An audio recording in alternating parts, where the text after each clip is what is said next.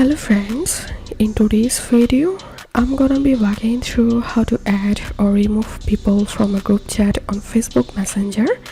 But before getting started this video, make sure to subscribe. How to do it: so open your group and tap on this eye icon to the right hand corner and tap on see group members, and to add a new member tap on this add icon and now select the people whom you want to add and tap on add